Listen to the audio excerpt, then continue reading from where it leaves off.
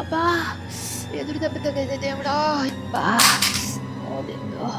చూడలేను కొంప నాయన. ఏంటి ఏమైందంట? చిన్న దెబ్బ కూడా ఊడ్చేదాన్ని వచ్చి కూర్చున్నావు. అది కాదత్తయ్య, గట్టిగా తగిలింది చూడండి, వాచిపోయింది కూడా, చాలా గట్టిగా తగిలింది దెబ్బ. మిమ్మెలా పెంచిందా ఇంత సుకుమారంగాను? నేను నా పిల్లల్ని ఎలా పెంచానో తెలుసా? పులుల్లో పెంచాను. పులులు పెంచినట్టు పెంచిందా? అయితే మనుషుల్లాగా పెంచలేదా? పెద్ద పెద్ద దెబ్బలు తగిలినా కూడా నా పిల్లలు వణకరు బెనకరు. A few moments later. వచ్చావా నాన్న? అమ్మాయి ఏంటత్తయ్య?